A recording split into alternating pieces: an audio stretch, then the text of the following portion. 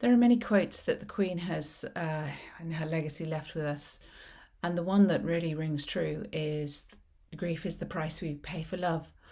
When she quoted that after the loss of Philip, it was really poignant and had a great depth of meaning, which it still does for me today. And having spent yesterday with my dad watching the funeral, which was just remarkable, absolutely incredible. I was with my dad because otherwise he would be watching it alone, because whilst my mum's present, she's there, she's cognitively not at all, bless her, 10 years down the road with dementia. But grief is the legacy of the love of the person that we've lost, and grief is a very natural and organic experience that we have when somebody dies. And there's that part of us that's gone.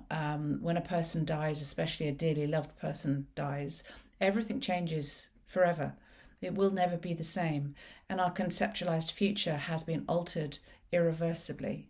And the grief and the pain and the sadness, the hurt that we experience in our own unique ways has a significant effect on us, and it is a legacy of the love of the one that we've lost.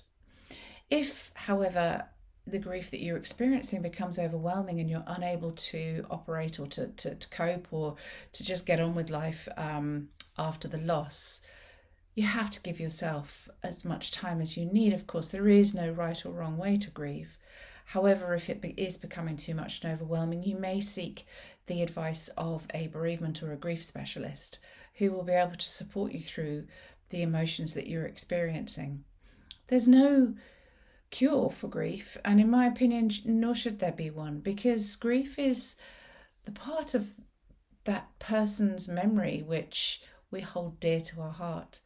And there will be days when that grief will be triggered more than others, especially soon after the loss. But as we move forwards in our life, that memory, the love of the one we miss, that will always stay with us, and that's the beauty of grief.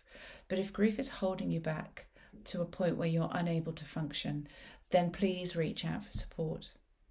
I'm a grief counsellor alongside the other counselling skills that I have, and I would be very happy to support you if you are struggling with grief. So please do get in touch, and I will do my very best to support you through whatever it is that you need support with. But if you don't want to go to a professional, that's completely understandable. Talk with a friend or a family member who may be able to support you. Or one of the other things which can be really supportive is if you write a letter to the person that you have lost. Just write whatever your feelings are in this letter. And when you've finished writing the letter, fold it up, take it outside and set fire to it in a safe place.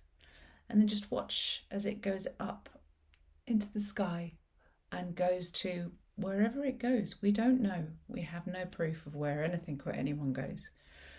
But that's a really good way to say goodbye one last time. Thank you very much for listening, and you take care of yourself. Bye-bye.